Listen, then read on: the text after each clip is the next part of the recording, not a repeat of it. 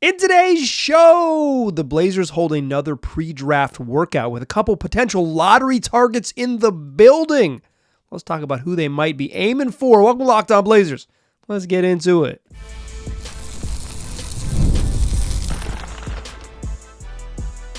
You are Locked On Trailblazers, your daily Portland Trailblazers podcast, part of the Locked On Podcast Network. Your team every day. What's up, world? It's your past first point guard and Trailblazers reporter Mike Richmond. You are listening to another episode of Locked On Blazers, part of the Locked On Podcast Network, available wherever you get podcasts and also on YouTube. Thanks for making this show your first listen, coming at you each and every weekday, Monday through Friday. So make it a part of your daily routine. Make it your first listen. Tell your friends to do the same as Locked On Blazers, your team every day. In today's show, I'm going to talk about the Blazers' second pre-draft workout held on Tuesday at the team's practice facility. We're listening to Wednesday, May 29th show. I appreciate you listening. On Tuesday, the Blazers held a pre-draft workout with six new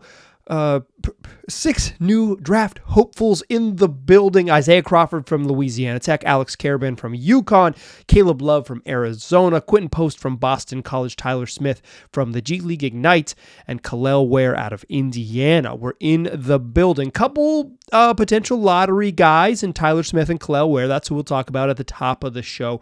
And then we'll talk about the rest of the folks to close the show. I am intimately familiar with Caleb Love's college journey and career. Quentin Post, I have some opinions about Alex Karaban as well, so we'll get to all of them in the third segment. But let us start here with Kel'el Ware.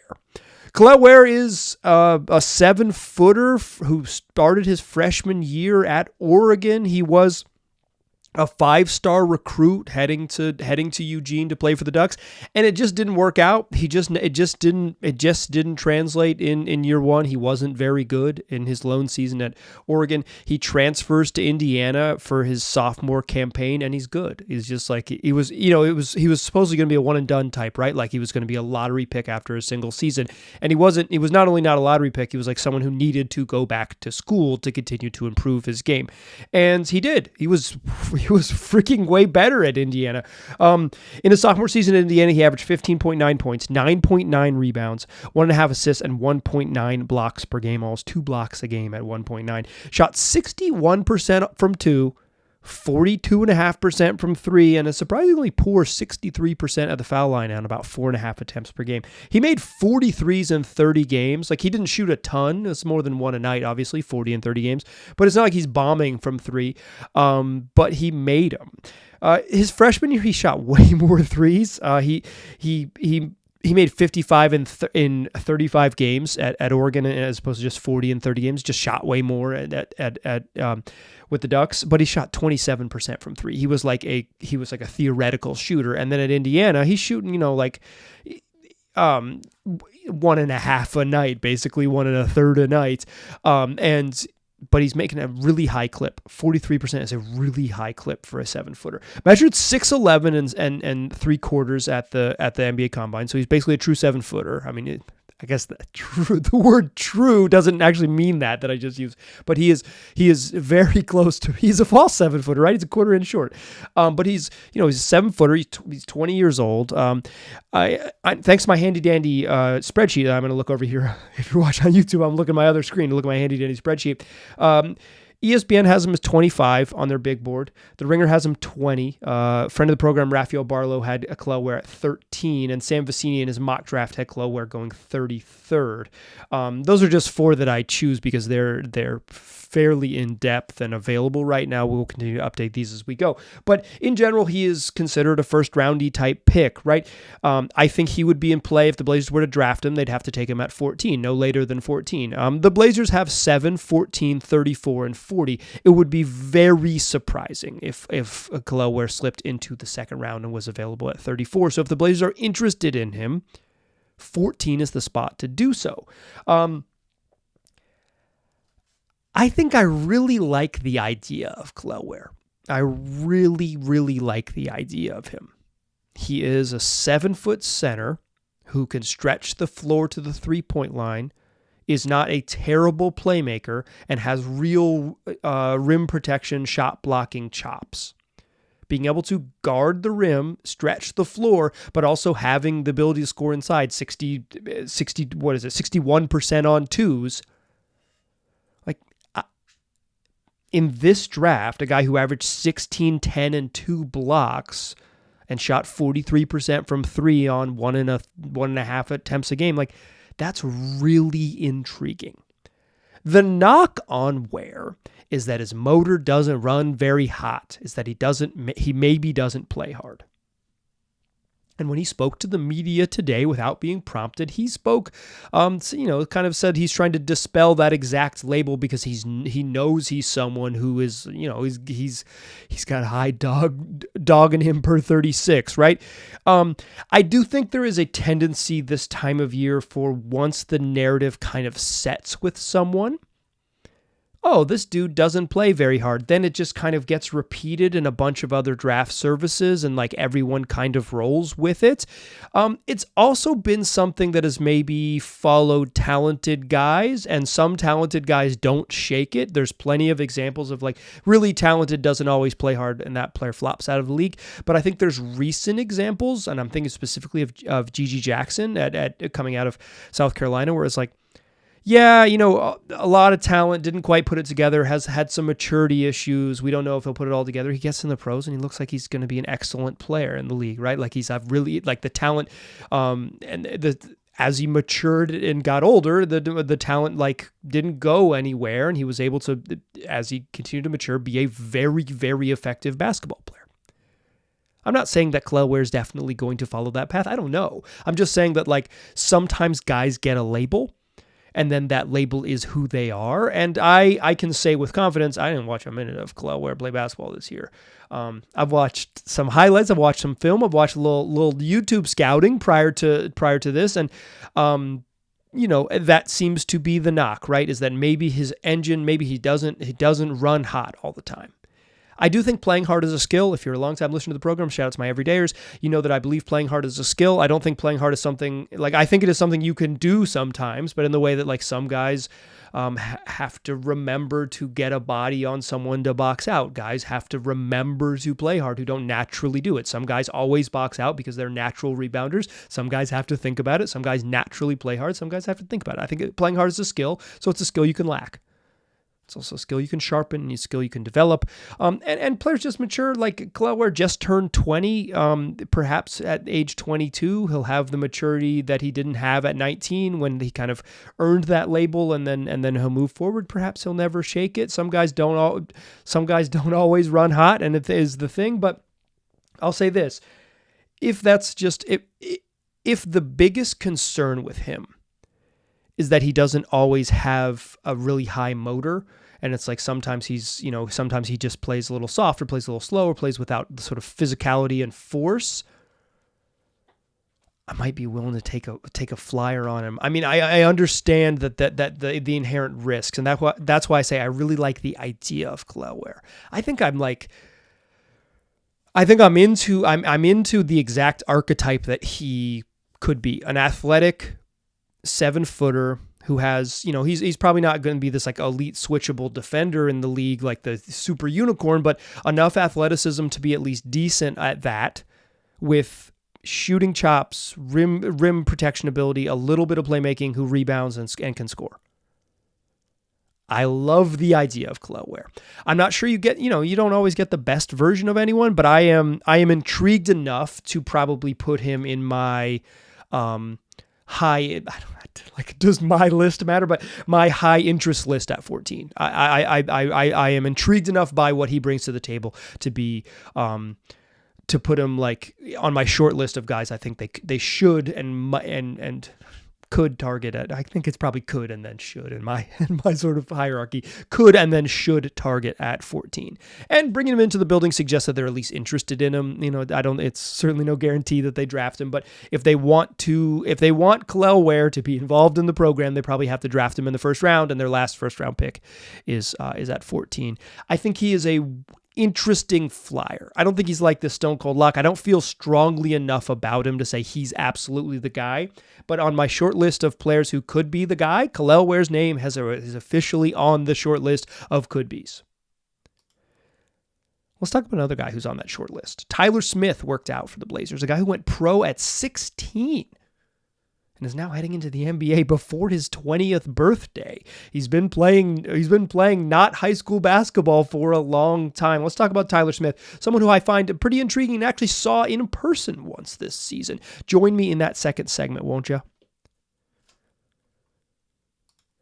First, though, I want to tell you about Gametime. It's the spot for last-minute tickets. If you are someone who kind of can be prone to procrastination, there is no better app to have on your phone than Gametime. There might be better ones, but if you're a sports fan who is a procrastinator and you are like, I don't know if I want to go to the game, and then day of, hour of, after kickoff, after tip-off, you're like, oh, I actually do want to go. Gametime's going to be the spot for it. They've got last-minute ticket deals up to 60% off when you buy last-minute tickets. They make it super easy to use. What I like about Gametime is that you just open it up, you search for whatever game you want to go to. It'll pull up the stadium or arena that you're going to be going to.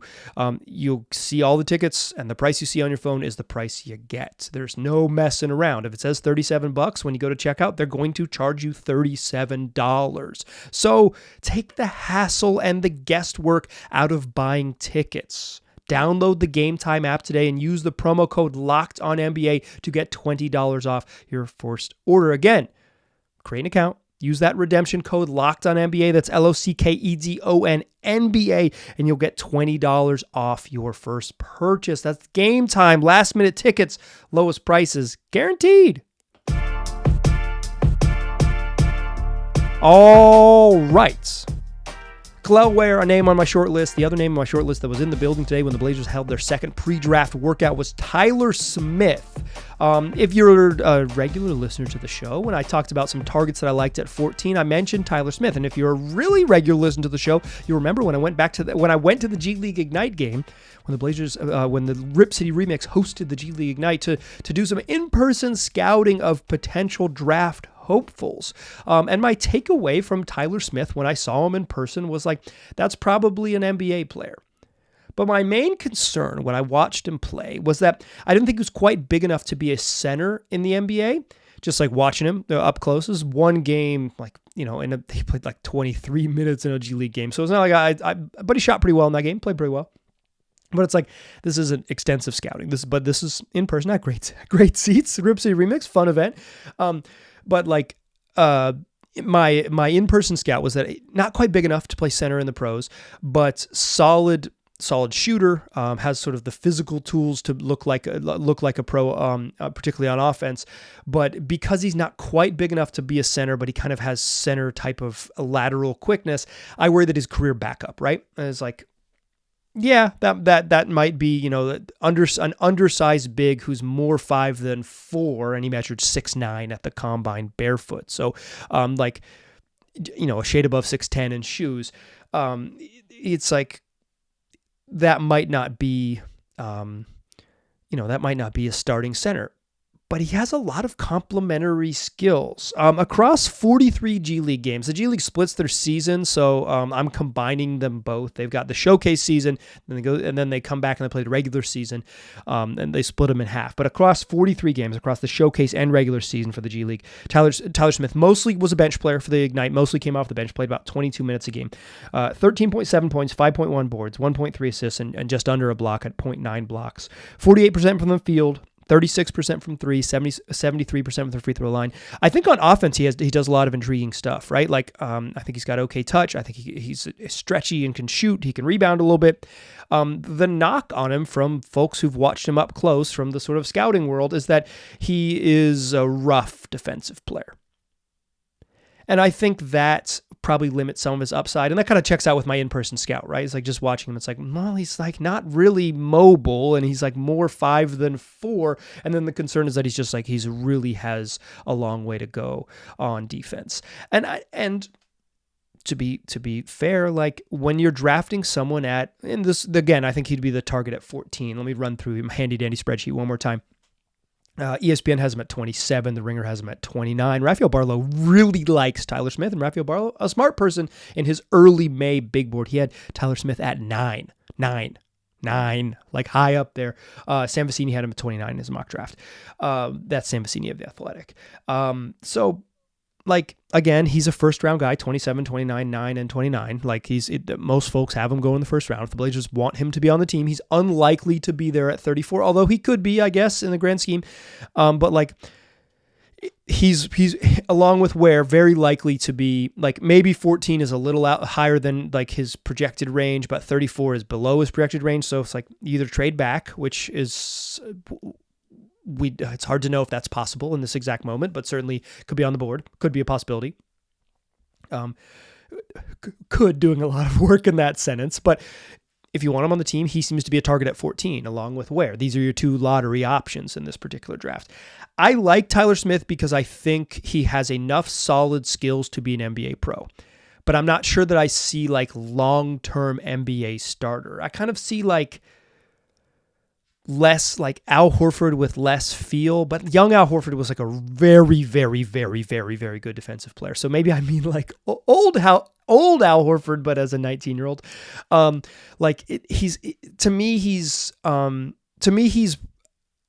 I think just from the little bit I've watched and what I've read about him, bankable as a pro, but maybe not bankable beyond like, oh yeah, at some point in his career, if it all breaks out, he's like a starting power forward in the NBA, or he's an undersized 5, or he plays a bunch of minutes, but not against every single team because he's not quite big enough and not quite good enough on the defensive end.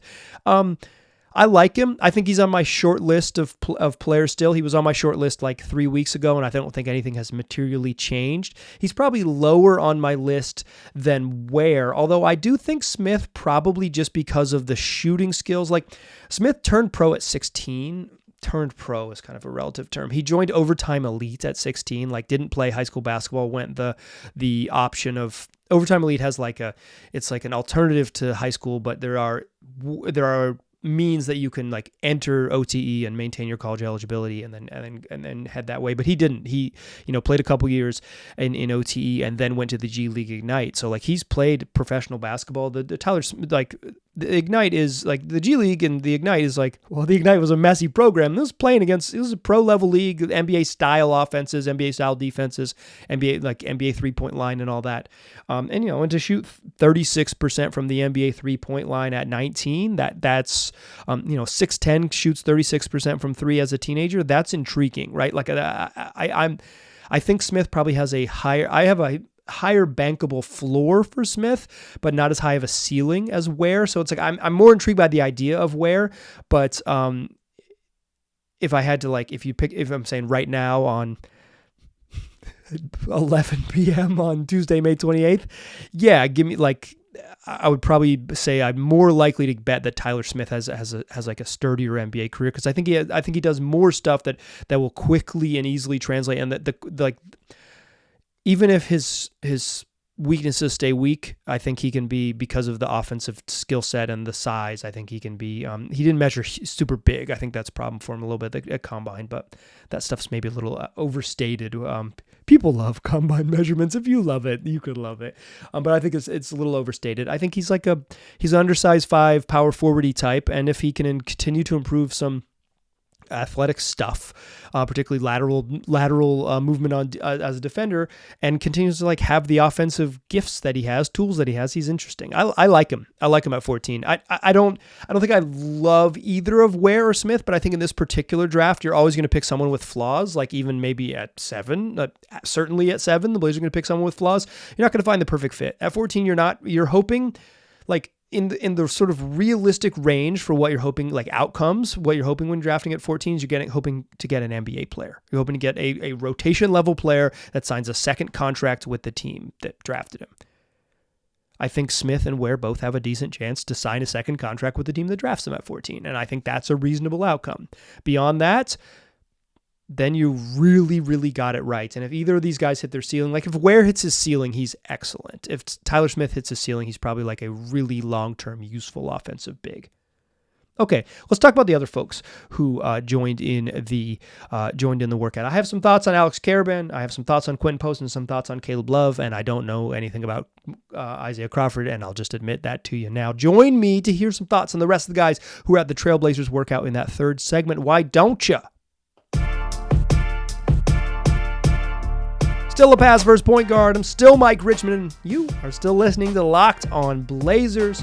Okay, Blazers 6 guys of the workout. The first 2 we talked about, Kel'el Ware and Tyler Smith. This is their second of several pre-draft workouts. The rest of the guys, like Smith and Ware, are probably in the range at 14. You could argue 14 might be higher than they end up going, but if the Blazers are interested in either of those 2 gentlemen, 14 is probably a spot to do so. Spot to acquire them if you're being realistic. The rest of the guys are fringe draft guys or second rounders. Isaiah Crawford is 6'6", wing from Louisiana Tech. ESPN has him 81 on the big board. No one else has him ranked. Caleb Love from Arizona, a 6'4" guard who started at Carolina and hit one of the great shots in Carolina history to beat Duke in the Final Four. Asked Paolo Banchero. I don't think he's an NBA player. And he's not rated on ESPN or The Ringer or Raphael or Zambasini, anybody's board. Like, I don't think he'll probably make the league. He'll probably play professional basketball for a long time because he's pretty gifted, prolific. He had a very impressive late season run for Carolina. He was Pac-12 Player of the Year last year at Arizona. He's been a productive college player. I don't think he's an NBA player. The other 2 guys are interesting. Like, Caleb Love has physical tools to get there. He's just never had the consistency. Crawford at least from the scouting reports I read about him, kind of 3-and-D, but maybe not a good enough shooter and maybe not a really high level defender to get there, but like NBA frame, NBA size. It could be one of those guys who sneaks in as an undrafted player. I think that's his most likely path. The other 2 guys, let's start with Quinn Post, because I've talked about Carabin on the show and I like him. But Quinn Post is a big guy from Boston College. He's 24, started Mississippi State, spent the last couple seasons at Boston College. Measured a true 7 foot. I'm using the word true, but this I'm using correctly to mean true. He measured 7'0" at the combine, barefoot, like a true 7-footer. Can shoot it, like a guy who can shoot it. He had 19 and 10 against Carolina in a game this year. It's kind of a nightmare to deal with. He is. ESPN has him 71 on the big board. The Ringer has him 52. He didn't make. Raphael only did the top 30 in his big board in May, and Sam Vecini doesn't have him in Quinn Post in his mock. So like that's undrafted, right? 71 is undrafted. 52 is there's going to be 58 picks in the draft. That's right on the edge. So his most likely path is undrafted. But Post is intriguing because he's really big. And he can shoot. He can shoot from the outside. I actually think a really realistic NBA comp for him is 7-foot Duop Reath. He's not a good defensive player, but he's not bad on that end. He's bigger than Reath. He's horrific. I think Reath has struggled at the end of the year a lot on defense. Kind of showed up for him that he was not a very good defensive player. But Post is like. He's bigger, but he has that sort of, he's mostly a shooter, right? Like mostly like an outside shooter, but he has that ability to attack a closeout and put the ball on the ground like Reath does, where it's like, oh, this big dude's on the move. And like put up little push shots, float shots type of thing. I think Reath is probably a little better off the bounce, but Post he's solid there, and he's big and physical. He's got a real he's a big frame. Like he's already 24. He's probably close to what he's going to be, but he's interesting. I think he's probably a reach for either of the Blazers draft picks at 34 and 40. But as an undrafted guy, I would guess Quentin Post is not in the NBA next year, but intriguing skill set because of his size. Alex Carabin at UConn. He actually could go back to school. He has until 11:59 on Wednesday. So like as you're listening to this, at any moment he could declare to go back to UConn. But and I read a report that the Blazers were his last workout before he was going to make his decision. So maybe he'll make a decision and go do a bunch of other workouts. Heck, maybe he'll work out with the Blazers and they'll say, if you're on the board at 34 and 40, we guarantee we'll draft you or something like that. They'll give him a second round guarantee and he'll say, I'll stick in there. ESPN has him 36 on the big board. The Ringer had him at 54. Sam Vecini had him drafted at 28 in his mock, and Raphael Barlow did not have Carabin in his top 30. I really like Alex Carabin. I really do. Whenever I go deeply against friend of the program Raphael Barlow's scouting, I always feel a little bit nervous. Raphael really liked Brandon Miller over Scoot last year. I didn't maybe agree, and he was right. Carabin measured 6'6.5" at the combine. He can really shoot it 39+% from three at UConn. I think he has a lot of NBA skills. He reminds me, watching him, of how I felt about Jaime Jaquez when I watched Jaime at UCLA. If you recall, last year, it's like Jaime Jaquez was initially mocked mostly as a second-round guy, and I was like, I feel really comfortable. I said on the show, go check the tape, that I feel really comfortable with Jaime Jaquez being a pro, even if he's a second-rounder, just because I've seen him play so many times. He does so many things that it's like, he can do that, the footwork and the touch and the physicality, right? And with Karaban, it's the myriad skills. Like, he's, 6'7" plus in shoes, 6'6.5" measured barefoot. So like he's like a bigger wing. He can dribble, like he can handle the ball, he could pass, he could shoot it. The knock on him is that he's just not an NBA athlete. Like, I think if he was an NBA athlete, he would be like a top 20 pick in this draft, but it's just he might not have the lateral quickness or the strength to like be an NBA wing. And like, sure, that certainly is the reason that he's going to fall. And like, I think he's in target for the Blazers at 34 or 40, like one of their second round picks. Absolutely. But I feel really good about Alex Karaban being a pro, because I think someone his build, his size, who can dribble, pass, and shoot is like what teams want. Certainly, like, would he play in the playoffs? It's like kind of a way people like to do this. No, right? Like, no. He's 22 years old. He would not. Tomorrow he would not play in the. I guess there's no games tomorrow. Tomorrow, as you're listening to this, Thursday, he would not play in the freaking Western Conference Finals. Like, he would not appear in that game. But the Blazers aren't doing that, right? They're trying to develop a team. I'm a Karaban believer as a second round guy. I would be hyped. I don't know, hyped is the wrong word. I am confident that he's an NBA player. Am I confident that he's like a high level NBA starter? No, but I'm confident that, like, when I watch him play for the last couple of years, I'm like, yeah, that dude could play in the pros. He has size, ball handling, passing, shooting.